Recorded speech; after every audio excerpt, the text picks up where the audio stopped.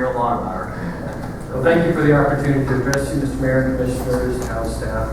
I understand NCDOT and Cintra are not here this evening. They were going to be. Well, I saw Lauren walk in a minute. Warren Cooks, who's with NCDOT.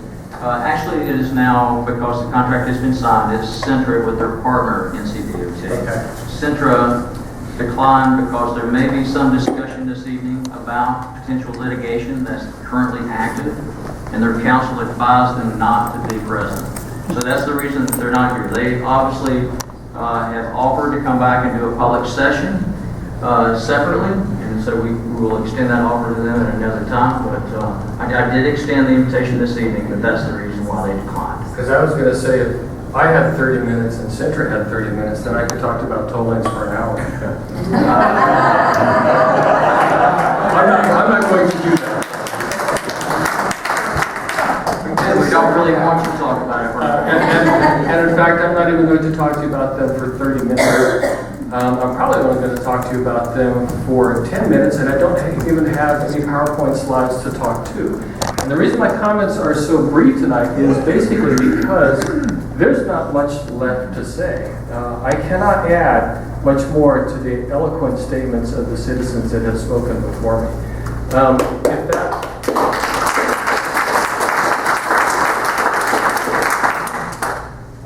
If that is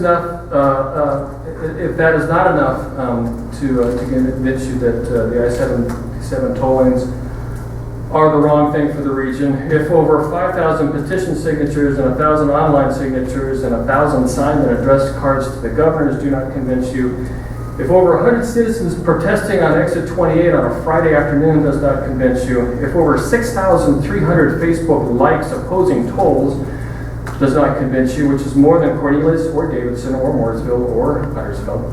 If resolutions questioning and condemning the project are passed by every town and county does not convince you, if a hastily arranged business summit draws approximately 150 business leaders in opposition and that does not convince you, if opposition leaders, leading businesses such as Michael Waltrip Racing, Hendrick Motorsports, Rusty Wallace Racing, Joe Gibbs Racing, Aquesta Bank, SunTrust Bank, Wells Fargo Business Banking, Lake Norman Infinity, Lake Norman Hyundai, Remax, Executive Lake, Alfred Realty Group, and Washington Properties does not convince you that this is bad for the region, then nothing I can say in the next 10 minutes will convince you. So instead, I'm going with the fact that it is a given that we agree that the tolls are not the right thing for our community. And then the question becomes, what do we do going forward? Now, I understand Cintra is not going to be giving a presentation tonight, but that's okay. I can talk for them as well, and I will here in a couple of minutes. So what they would tell you if they were here is they would say, well, you know, these toll lanes are about giving you choices. And what they wouldn't tell you is in I-85 in Concord, and I-485 in Valentine, I-440 in Raleigh are all getting general purpose lanes, and we are getting choices. They will not tell you that on the day Cintra was announced as the best value proposer for this project, NCDOT also announced that they were widening I-85 through Kannapolis with 4 general purpose lanes.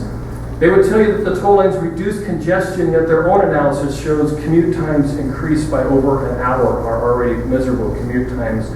NCDOT, their own report to the federal government, in fact, says nothing about reducing congestion. And in fact, what it says is it is to, quote, provide reliable travel times from the Lake Norman area to Charlotte.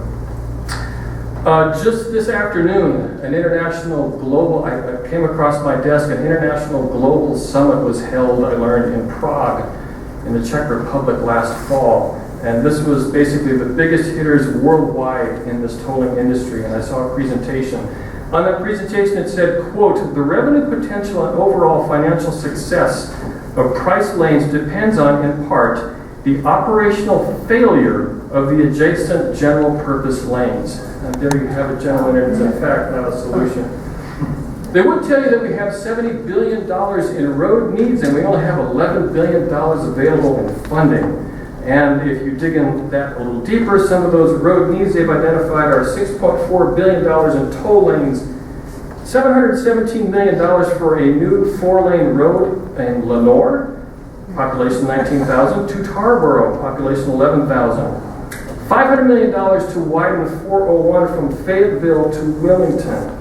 My personal favorite, $306 million to widen North Carolina 33 from Grimesland, population 400, to Aurora, population 505. And finally, $800 million to bypass metropolises such as Knoxville, Wilkesboro, Red Springs, and Lillington.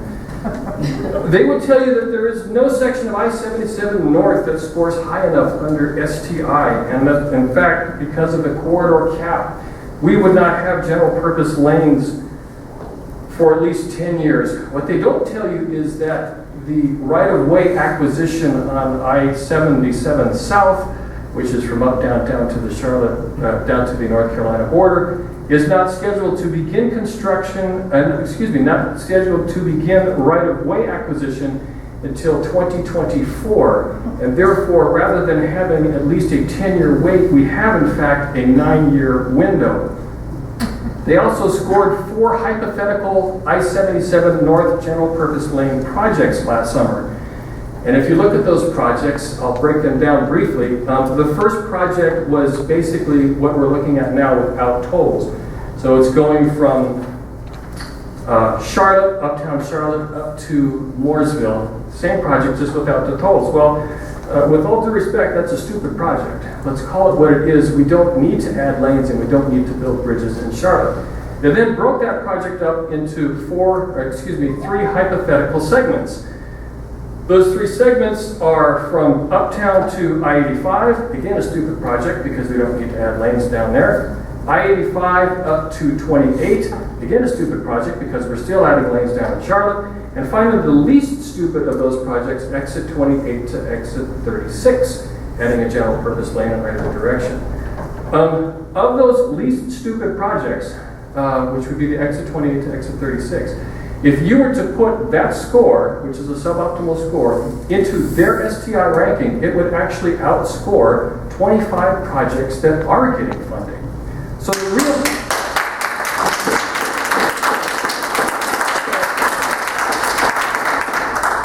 the real solution is to rank a direct solution general purpose lane project, put the $94 million back in the state's coffers, put the $74 million that we were going to spend on direct access to the toll lanes back in the state coffers, save $75 million that we were going to spend in toll subsidies, and build the general purpose lanes. And if that project were to be put in STI, we could actually build more projects because we would be saving money on what we would be spending in the toll lanes.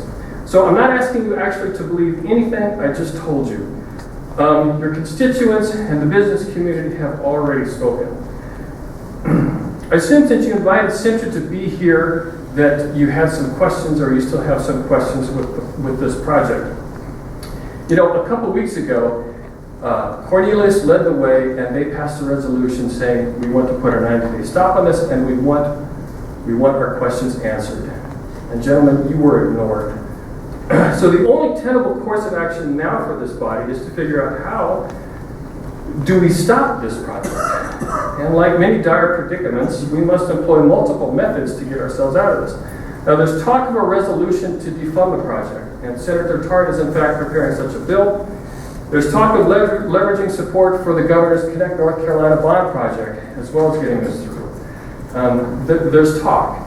The only real thing that we have in front of us right now is WidenI77's lawsuit.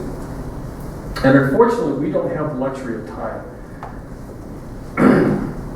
A week ago, this past Friday, WidenI77, our attorney, requested a trial date.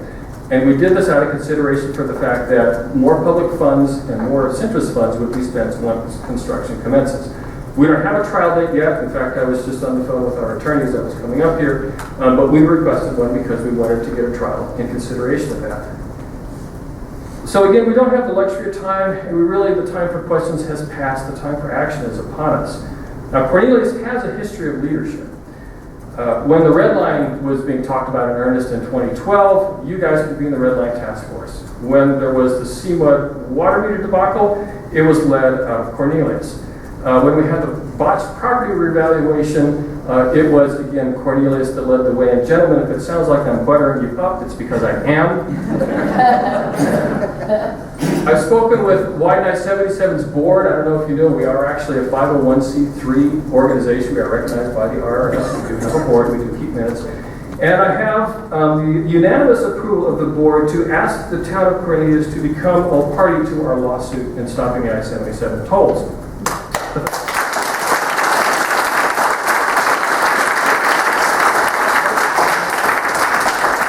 We've already established our legal standing. The judge denied the defendant's motion to strike. And in fact, as was reported widely in the press, the judge also denied us our request for a preliminary injunction. As it turns out, he may have done us a favor in doing that, but I'm not at liberty to discuss this. I think that's something that needs to be done under attorney-client privilege. And in fact, our lawyer, Matt Arnold of Arnold & Smith, offered to be here tonight on his nickel. We were not going to pay him, but I said, Matt, there's similar with Cintra, there's not really a lot that he could say except that we need to discuss this under attorney-client privilege. So I said, Matt, don't make the drive up I-77, save yourself an hour or so, and we'll go ahead and we will hopefully have that conversation. So that would be the first thing. The second thing I would request of the town is to contribute $21,770 to our lawsuit. Where did I come up with that number? Some of you, that may sound familiar because that is what the town budgets to the Lake Norman Transportation Commission every year. I'm getting a look from Anthony here. I think I got that number right. Yeah, sounds good. Which was, as you know, a great idea in concept and remains a great idea in concept. But unfortunately, it has been a disappointment in reality. The fact is they are still, despite the fact that every municipality has passed a resolution either outright condemning or questioning the tolling project, they still remain in favor of it. The fact is, we feel that WidenI77 has been doing their work in advocating for a high priority for roads in the region. We kind of feel like Barbara Mandrell, we were anti-tolling, anti-tolling wasn't cool. But the fact is that if we had not done this, we would not be having this discussion today.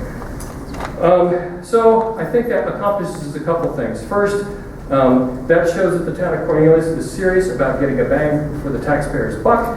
And secondly, it puts the Lake Norman Transportation Commission in timeout, which I think they could stand to be for a while. So I've asked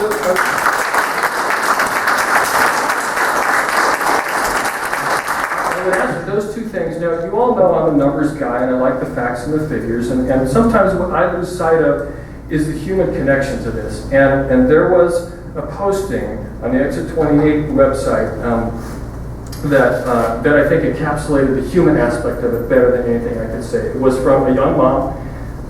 She lives off of Exit 35. She can't afford $10 or $20 for a toll-lane round trip. And she writes that she had a doctor's appointment in Mooresville at 2:30. And after her OBGYN saw her, he insisted that she head down to Charlotte to see a specialist. And so she was driving down to Charlotte at 3:30. It took her about 4:30, over an hour or so, to get to Charlotte. She had a premature baby, weighed 2 pounds 9 ounces by emergency C-section at about 8 o'clock that evening. That baby was in NICU for 31 days. She wanted to be with that baby as much as she could. She actually left late and came home early so that she could avoid the traffic on I-77. So was therefore not spending the time that she wanted to with her newborn baby. Gentlemen, I have 2 requests in front of you. I'd be happy to answer your questions. Thank you for the kind attention, and thank you for moving us up in the agenda. Thank you.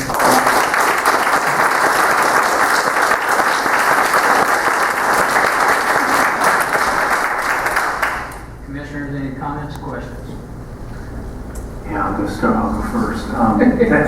Thanks a ton, Kurt. Obviously, I wanted to have this meeting so that we could hear what you focused on, which is what do we do now? What really can we do to impact this situation? And I think you put it perfectly. Litigation is one thing we've got to come to grips with. And I hope that we will take that matter up in closed session as is appropriate in due course. Maybe talk about that, because I think for some people that may sound like a strange concept. A municipality litigating with the state agency, as you pointed out, it's not that uncommon at all. I think there's some examples. Oh, yeah, well, just a quick Google search will show that municipalities are doing this all the time. They did that in California, they've done that in, they're doing that in Virginia. In fact, I think it's the Elizabeth Town Tunnel. A town contributed $50,000 to a citizens group for their lawsuit. So it certainly is. Yeah, I took some notes. So that's the Portsmouth City Council, I guess, that contributed That's right. $50,000 to what was a private litigation in February 13 on the toll Correct. tunnel. And then I guess Los Gatos joined Saratoga and Cupertino in suing the California equivalent to the DOT Right, California over the Highway California- 5. Correct. And then there was also the other one in 405 where some of the Orange County towns did the same thing. And then you mentioned Arlington County, which apparently waged a $1.5 million legal battle against Virginia DOT on I-395, which was a proposed hot lane. Correct. They won that litigation. So I guess there's plenty of precedent out there. This is something I think that Bill Brown wanted to look at. What would be the town's standing, so to speak, in supporting litigation in some form? And I know, Bill, I think Matt and you have been playing phone tag a bit. Is that correct?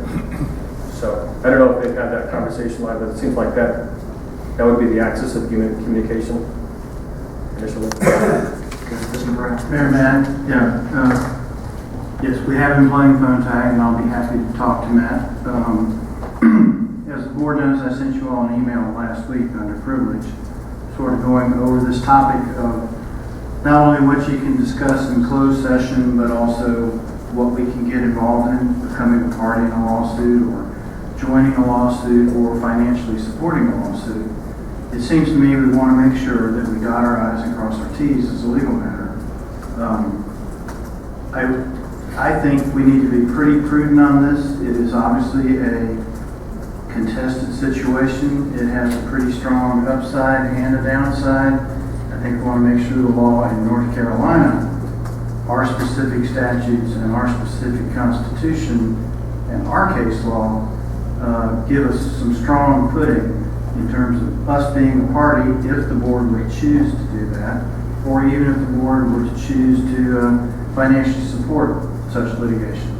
As Jackie knows, expenditures and appropriations are only authorized in certain circumstances for public purposes and this and that.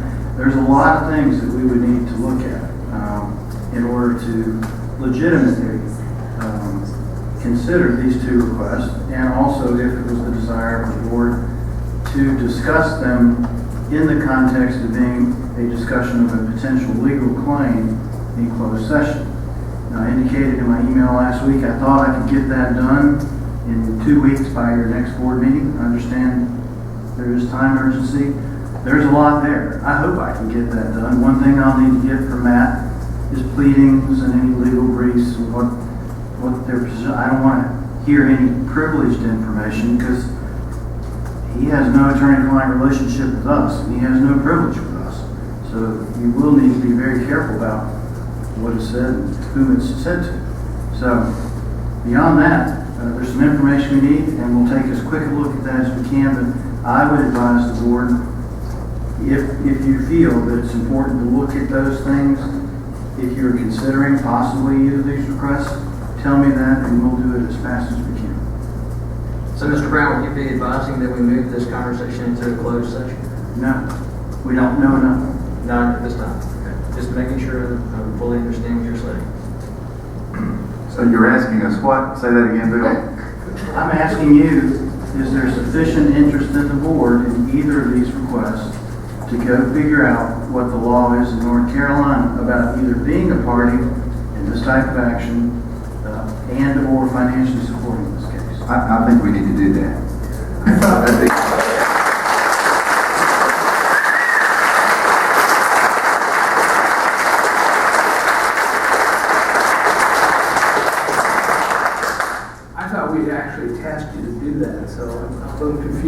asking us now what we wanted. We told you a while back it was something we were very interested in. And I want to make one comment.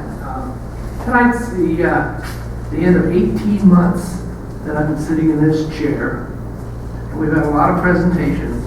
And I got to tell you, this is the most articulate, thoughtful, and respectful presentation I have ever witnessed. Thank you very, very much.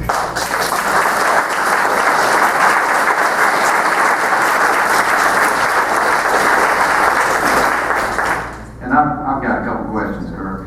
First of all, I think that's a gallant appeal to our board and something we need to take seriously. Are you making the same request to the other towns up and down our quarter here? As soon as I can get a date. Okay. I hope you will. Absolutely. And the counties. Thank you. I hope you will do that.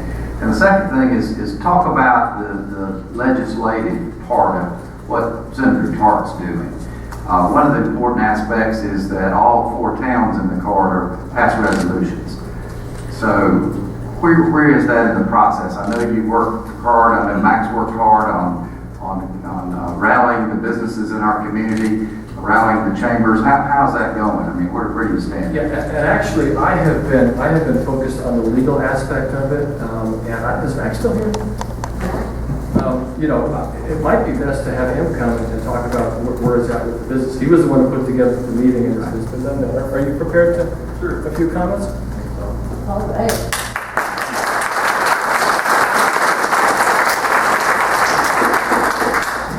Hi there, my name is Mac McAlpine, John Robert McAlpine V, 21124 Creelock Place, Cornelius. Yes, I put together the business summit this past week. It did not exist until 2 days after the CRPTO meeting in Charlotte. I am not a person that accepts defeat, and I'm up there listening to people telling me that it's game over, and that wasn't good for me. So I have a lot of friends, and I felt like I had a reasonable enough business acumen to put together a logical presentation. Invited everybody I knew, used every trick in the book I could come up with, and we had 150 people that signed in. There's 134 seats in the theater at Michael Waltrip, and not counting the media people, we had probably 25 people on each side of that. It was very well attended, and during that meeting, my goal was to give a presentation, get these guys up to speed, let them know what's headed their way. Not all of them knew what was going on. Give them the most honest assessment I could about the economic impact. To me, that's the most obvious part of this thing that's kind of been missed. And, at the end of my presentation, not one CEO, not one CFO, not one real estate agent, not one small business person had one breath that could discredit anything that I said. I was waiting for somebody to say something, but there wasn't one breath discrediting anything. And, I know there's something in there that's not right, but I believed in what I said. And that really hit home. I've got a lot of friends now signing on board. I honestly believe we're going to see the chamber change directions after this meeting. One person can make a difference, and I'm trying to empower that in the rest of the business community. Every one business that signs it, go out and find 2 more. It's happening rapidly, so you don't have anything to worry about. Like I've never had so many friends.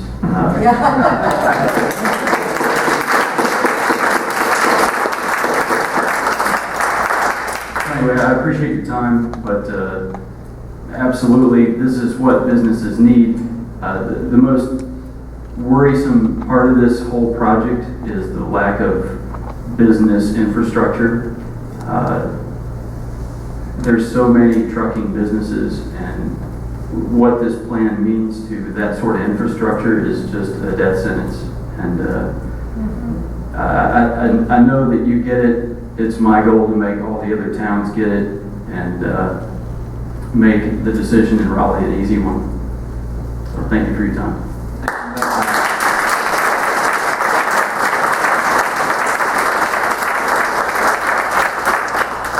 Additional questions, comments, commissioners? Commissioner Ross? Trevor? You know, as I see and hear and listen to all this, it seems like we have a definite state problem. And the state problem has been this being an agricultural type state for so many years, and the East has been dictating. I've lived in this area for approximately 30 years, and I think you mentioned it, Kurt, very well. All these roads that are being built by, and I hate to say this, but by the good old boy network. And the good old boy network, you know, has avoided Charlotte for so many years. What I would love to see is this momentum that is going to change the way that these things are rated, to change the fact that Charlotte is not Raleigh. Charlotte is over here, and we've been avoided for so many years. How do we make that change? If we make that change, then we have solutions rather than, my concern is I hear, well, I've heard from some folks here that they don't care if we even build this road. My gosh, if we don't have anything, you know, I'm a solutions type person. And if we can build our roads freely and the way they should have been done 10, you know, well, let's face it, 485 is finally finishing up. And how many years is that? 15 years? 27 years. You know, that's ridiculous. That's just a point of ridiculousness that I think that we as an area, and with the wonderful momentum that you have going, we need to do something within our whole state. Because remember, there's 120 House and there's 50 seats in the Senate, and we only represent such a small percentage of that vote. The rest of the people that are voting, even if this bond issue becomes available, they're going to say, no, we want the millions of dollars to go from that one little town to the other little town. So that's the most important thing that I think we need to take away from all this. I just want the roads widened without tolls. I would love to see a permanent solution, since we have this momentum and all this group has such energy. And I think the permanent solution should be to change the way these things are being funded in the way that, yes, Charlotte is important, and the people talking about, you know, it's a wonderful community, and it's the second largest financial. You know, one of the other things is we have this intermodal thing coming up at the airport.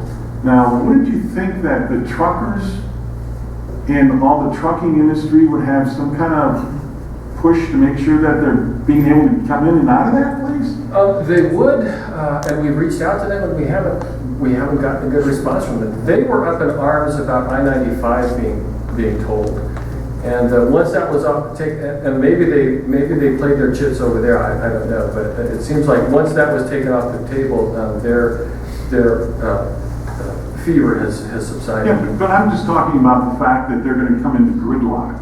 So if they have this wonderful facility at the airport and they're coming into gridlock and they're standing in the solution, I'm a solutions guy, and I'm looking for a solution, a permanent solution, rather than an emotional solution here. And that's what would really be wonderful for the momentum that you have going. So I have 2 points to that. First, you're absolutely correct as far as the truck traffic. I-77 actually has the highest per lane truck traffic density of any interstate in North Carolina. Not the most number of truck vehicle miles, but the highest per lane truck density.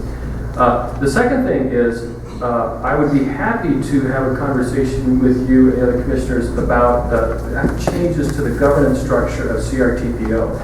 In fact, I wrote a memo to the Iredell County Commissioners with some changes outlining that 2 years ago, when the MOU was up for ratification. There was an opportunity then. I believe there's still an opportunity now, and that MOU can be changed with 3/4 of the unweighted vote. And there are some things that can happen with that that would make it so that Charlotte, yes, is still the big player in the room, but would force some consensus building and coalition building, which, as you know, is a hallmark of good government. I think it goes beyond CRTPO. I think it goes to the whole state, and that's what I guess I'm kind of. Well, and I think there was a large step taken, and an earnest step taken in that with the STI, the Strategic Transportation Initiative, which got us out of whoever had the most pull and was looking at objective criteria. And that's what I keep harping about this project, is if you look at those criteria, and they did a hypothetical ranking under those criteria, it scores very well. It scores about the top 7% of over 450 statewide highway projects. And that's the type of thing that we need to do. The problem that we had is that the governor went and kind of blew all that away when he said, okay, let's get a $3 billion bond package to build roads in rural areas. So we're kind of right back at it again. I think you're correct about both those points, Kurt. Exactly. And I have a question for you. You've been at this for a long time, and like I said earlier this evening, is that I really appreciate all your leadership in our community, because this is something you've been very passionate about for a number of years. And I'm just curious, what has changed? And maybe it was the signing of the final contract, maybe it was the discovery of some terms that weren't completely disclosed. What do you think has really sort of brought the community out, and the business community out, and what is the rallying point? And is it the 50-year term? Is it the foreign company is the P3 provider? Is it because the state's not maintaining the toll road? I'm just curious from your perspective, because you've really dealt with this for a number of years. Yeah, and that is a great question, and I've been kind of a voice, WidenI77 has been kind of a voice in the wilderness for the last couple of years or so. I've thought about this actually, Chuck, and kind of what happened. And I think if you look at revolutions, which this kind of has happened on a local level, they happen. It looks like they happen very quickly. If you think of civil rights, or even the American Revolution, or what we're seeing, for instance, with gay marriage, overnight it seems to change. But in fact, there's been a groundwork that's been laid before that to make all that happen. And like I said with the Exit 28 folks, I think WidenI77 has been piling up wood all these last couple of years, and the Exit 28 folks came along and lit the spark. And I think it's a confluence of that new energy and that new passion, and then some of the revelations that we had about the contract that just has fueled this whole configuration. So my next question, sorry, Commissioner, I'll come back to you, is that if you are successful with your group in this effort to do litigation to stop the managed lanes project, where do we go from there? How do we? We all agree here. Nobody really wants to pay toll, but everybody in here really everybody knows that we have an interstate that's failing. So how do we get it funded? How do we move forward? And that's another great question. And what I've said, I've actually written about this publicly, is stopping the tolls. We've said this all along. Stopping the tolls is phase 1. We're about getting the road widened. So absolutely, we have thought through. What happens in the case of success. Our first resort is, let's go ahead and fund this through the normal appropriation channels. They amend STI all the time. They did a hypothetical project. It was a stupid project, but it still outscored 25 highway projects that are already getting funding. So again, let's have them run, it was their analysis, their project, their criteria, their list, and it's still scoring. But you're talking about years in that works making this happen. Well, no, I think that, like I said, the STI can get funded, or not funded, but amended routinely, just like we do the budget amendments here. I sat across the table with Lewis Mitchell, who was giving a talk at the Charlotte Law School. He didn't know who I was, and I kind of ruined his lunch. When he found out, but Lewis, for those who don't know, he's the NCDOT division engineer for our region. And I asked him, I said, Lewis, point blank, if you had the money now, how long would it take? And he said, I could probably get a road in about 3 years. It'd be about two years to do the environmental. I've already had an EA done on this, and it'd be about another year to actually get it done. I don't disagree with the time frame. I mean, I think it would be wonderful, but I think the funding mechanism is the real hang-up. And, you know, years ago when we started talking about toll roads, even when NCDOT was going to manage the tolls, it was because we had no debt capacity at the state. Some things have changed because obviously, you know, we're doing a better job in Raleigh. But right now, you know, there are a lot of other issues such as, you know, the income tax and how we're handling the whole tax system in the state is a major priority for them. Wealth redistribution, or excuse me, sales tax redistribution across the state is another focus that they're going to have. And I think, you know, you probably have heard and you understand and share this, is that I'm not so sure we're the priority statewide. So if we join the governor's bond program, why would somebody in Duck, North Carolina, care about Interstate I77? And the beauty of what we've been talking about is they don't have to. Because all we want to do is we want the NCDOT to follow their own process that's already part of law, which is let's go ahead and score a project, exit 23, exit 36. And I'm willing to roll the dice on that because it's already been proven that, you know, it's in the money. It's way in the money. There's 73 projects that are currently funded under what they call the 10-year work plan. This would rank at about number 35 or 40 out of those projects. It's in the money. And that, as I said, that's the done project from exit 28 to exit 36. So rank a good project and let's just follow the rules. That's all I'm asking for. Let's just follow the rules. Yeah.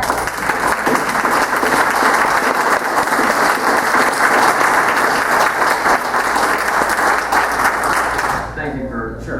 Commissioner Yeah, Gilroy. so I've got a question and some comments, then I can offer a resolution. But, you know, if we just turn this, to answer this last question about funding, if we just turn this energy towards solving that problem, you know, and maybe it's just getting in front of Grinesville or whatever the town was that was, they got their highway widened. Or, That's phase 2, Dave.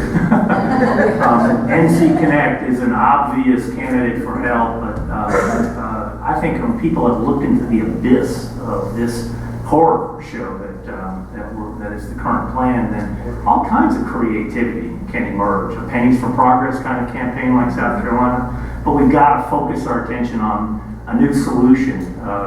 We're in a trap right now. Question for you, Kurt.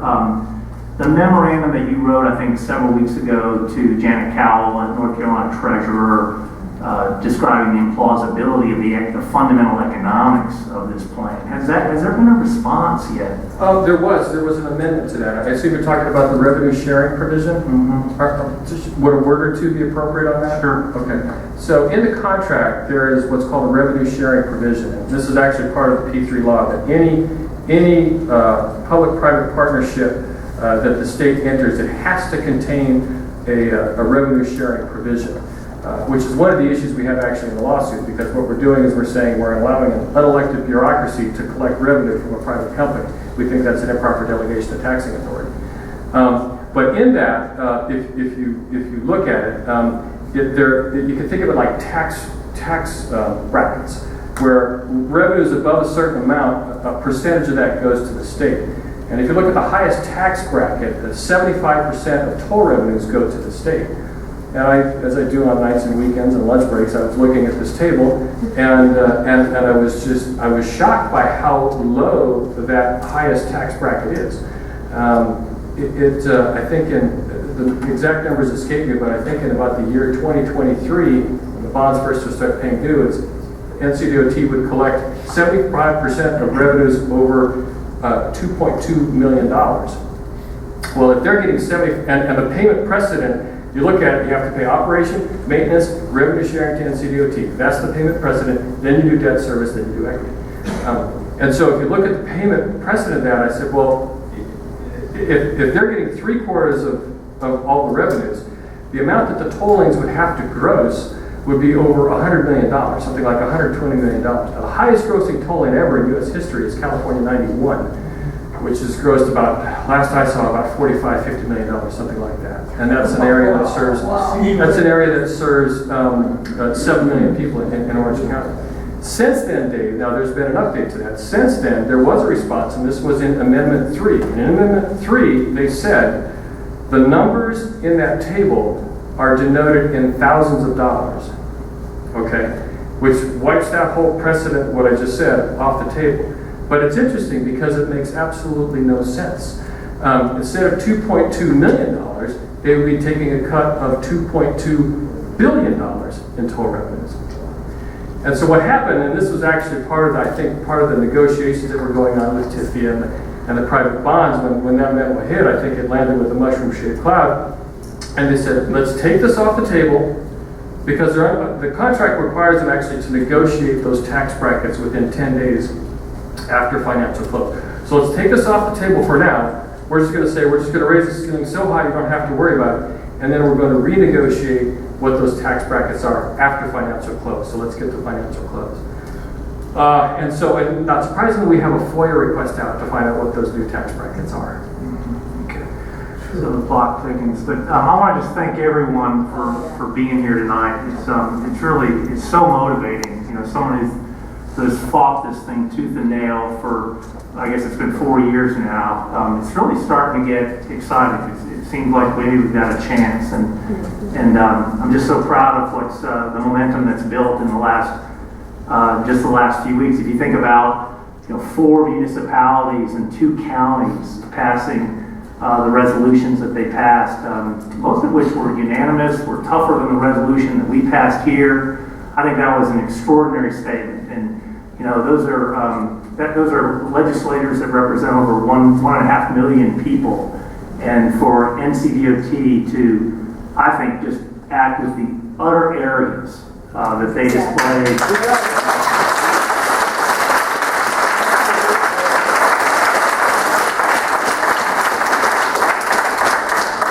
Two things. I mean, Warren, you're a likable guy. I enjoy debating you all the time. But I mean, the press release that you all put out the afternoon that the Mecklenburg County Commission was going to discuss and vote on this, I think was shameless. Yes, I really do.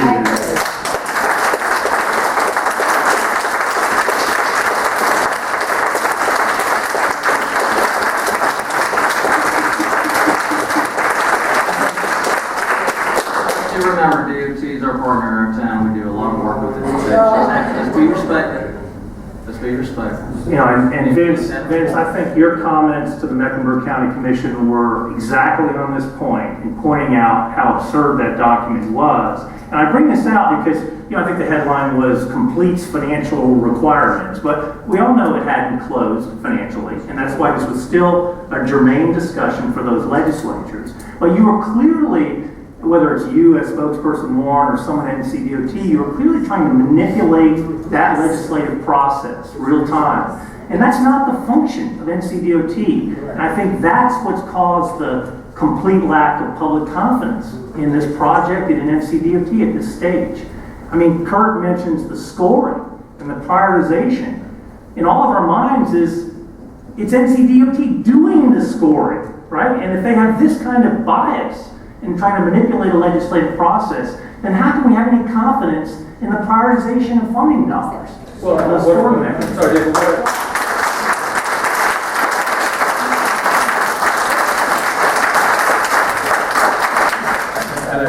just to jump in, and even with that, again, to belabor the point, is the project still scored very well in spite of that handicap. Now, I just want to remind people again what's happened to get us to this point tonight. Jim Puckett, his comments after this legislative meeting where Mecklenburg County voted that, and that was a bipartisan vote, right? Just extraordinary that you had those people coming together. And if people watched the video, if you were there for the meeting, their comments actually went far beyond the resolution. They hate this idea.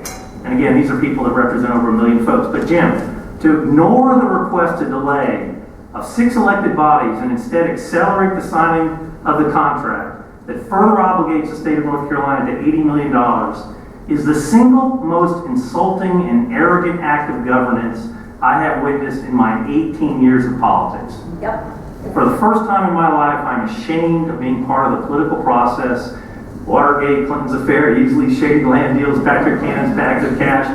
Jim's a colorful guy. He goes on. But this, quote, this, however, was government acting against the request of the governed without even the decency of a response. Yes. That's Jim Puckett, who represents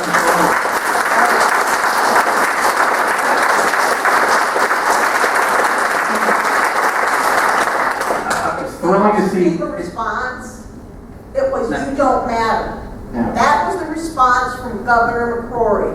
You don't matter to us. We have to realize we matter. If you want to speak, you need to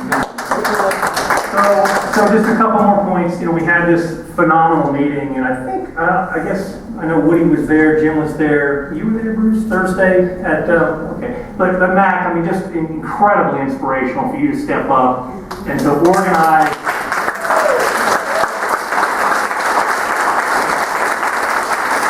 the business community in that standing room only event. Again, so inspirational. And to have David Harkin on that panel, this UNCC transportation expert, the quote was astonishing, right? I mean, this is the single most foolish idea I've seen in transportation in 45 years of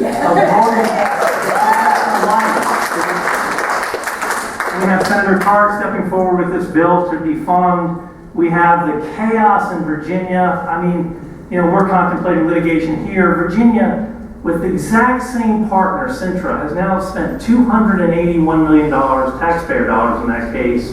Cintra has not broken ground. There's been no construction. There have been federal delays. There's environmental issues.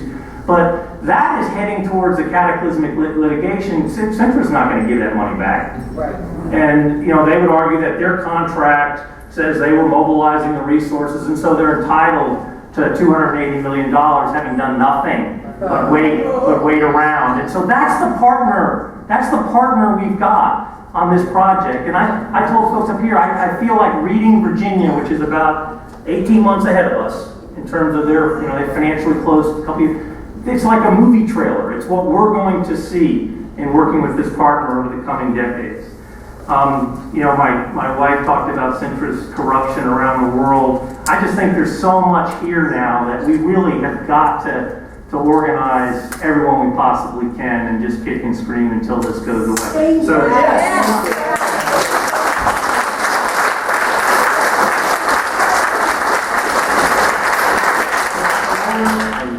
I was going to say, Lord, if you could put the resolution up. We're not going to be able to deal with Kurt's request tonight, in all fairness, because we really, again, have to understand the implications from the town attorney. But I thought this resolution would be something we could potentially do tonight, which is really just a statement that we'd like to see the contract terminated. Can I ask a technical question before we get to that? And I'm happy to get to that, but can you review for me your assessment of the penalties for terminating the contract? I just want to get that.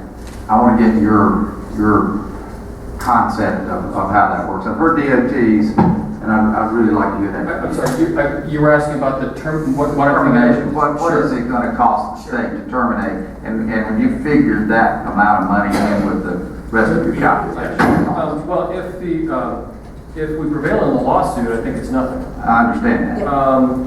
If NCDOT terminates or NCDOT defaults, my understanding is the greater of either the senior outstanding debt or the fair market value of the project.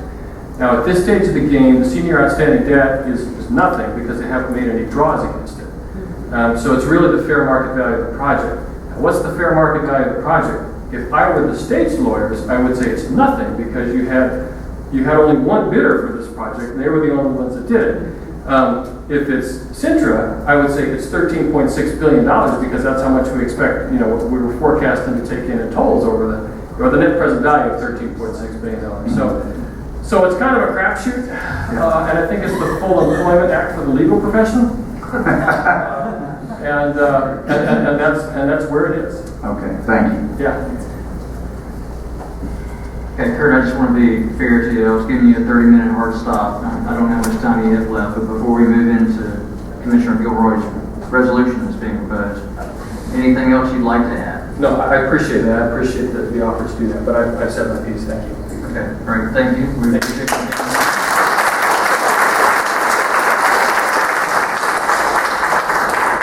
because we are in the section of our agenda under Commissioner concerns, Commissioner Gilroy is wanting to bring forth the resolution. So this is separate from our previous presentation.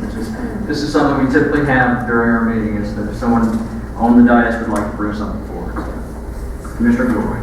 Yeah, so let me just read this into the record quickly and we'll see what the votes are.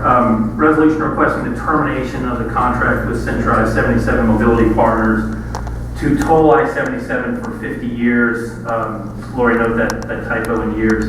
Whereas the final draft of the comprehensive agreement between the North Carolina Department of Transportation and I77 Mobility Partners, the developer requires the NCDOT to compensate the developer if any future interstate improvement results in a decrease in toll revenues along the planned I77 hot lane corridor. And whereas Governor McCrory seeks a bond referendum that could fund widening of Interstate I77 with general purpose lanes and other ways may exist to secure funds to widen I77 without a 50-year toll lane contract.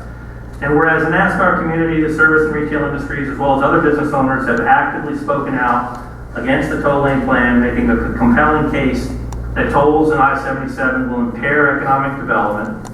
And whereas in recent media-led polls, more than 90% of our constituents oppose the 50-year toll contract for I77, and whereas Ferrovial Cintra of Spain has a long track record of corrupt business practices and failed toll road projects around the world, and whereas I77 can be debottlenecked for approximately $100 million using public funds that citizens have paid for through gasoline tax, and the toll lane project will cost state taxpayers approximately $240 million, and whereas the toll lane project is forecast to drain $11 billion over 50 years from drivers in the hot lanes, money out of family budgets with less discretionary income to spend in our local economy.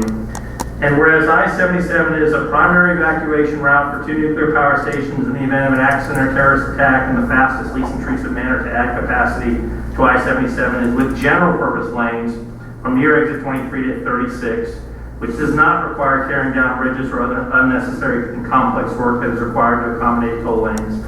Therefore, be it resolved on behalf of the citizens that we represent here in Cornelius, we ask that the planned 50-year toll contract for I-77 between NCDOT, I-77 Mobility Partners, and Cintra of Spain be immediately terminated, and the widening of I-77 with general purpose lanes begin as soon as reasonably possible.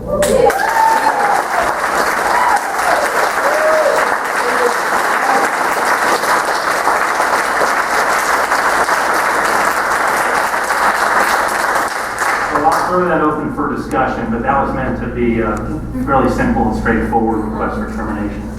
And just full disclosure, we received this resolution tonight sitting on the dais. So I don't know if commissioners have had a chance to look at this previously. Yeah, I don't know. I know Woody has, and we talked about it briefly, but we all had a lot going on today during the workday. So. All right, just to make sure everyone's on the same page here. Commissioner Trooper.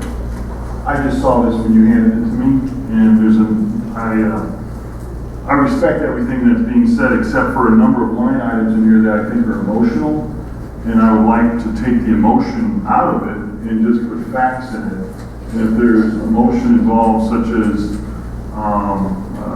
your line that says, there's business practices, do we really know that for a fact? Yes. Well, that's fine, but I think Keep the conversation. But what I believe that is I feel as a legal point that it's not correct to put in something like this. I'm also saying that the bottleneck of the 100 million, that there's a motion in basically everything based down from in recent media led polls, more than 90%. Okay, that's fact. I would have to say that there's some things in here that has to be tweaked and changed before I could say that I would go in favor of it. You willing to tweak those days? Absolutely. You got it. Sure. Yeah, I think the indictments that are out there are on the public record in terms Well, that doesn't matter. I don't think we need to get involved in that as far as legal issues, and we haven't talked to Bill about that, so therefore I would not feel comfortable with the town encumbering its possibility in the future for. I'm looking for facts rather than real emotion. If that's so, that's my point. Commissioner Duke. Yeah, Dave, I would support this 100%.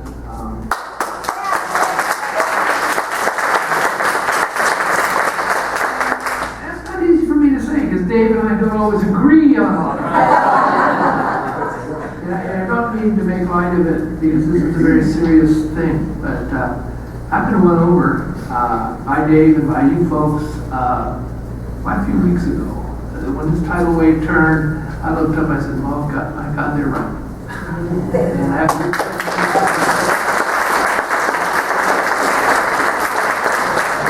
in the audience that helped straighten me out. I appreciate it. Phyllis Wilson. That's love you. That's all I got. Thank you, Commissioner. Commissioner Ross. Yeah, I agree. David said you agree with the tweaking. Yeah, I mean, and I'm thinking questionable instead of corrupt.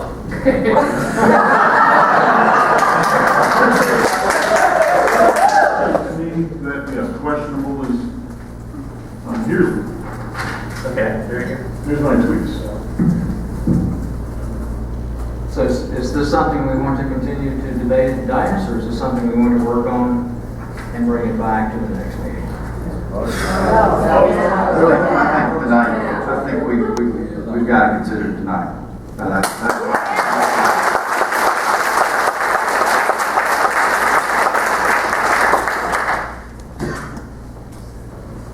What are the tweets again? thank you. I'll move for approval of the resolution. And a motion for approval. I'll Do I have a second. Any additional discussion? I mean, I think it's even more straightforward now, obviously, very clean, but we're not a decision maker on this, as everyone understands. It's more symbolic, but like we started 3 weeks ago with the resolution to say time out, let's have an independent review. What we do here does help and can influence other key folks. Kurt, you have one more? No? Could you go to the top, the very top, please? Yeah, top of it. Very top. Correct the spelling here. Contract, let's strike Cintra. Yes. Contract is with I77 Mobility Partners. Thank you. You're right. Go ahead and correct yours. Excellent. And we call it different things throughout the document. Sometimes we call it a hot lane corridor, sometimes we call it a toll road. Do you think that needs to be, is fine because it's conceptual? Just making sure. Any other comments, discussions, Commissioners? And a motion and a second, all in favor say aye. Aye. Any opposed? The motion passes unanimously.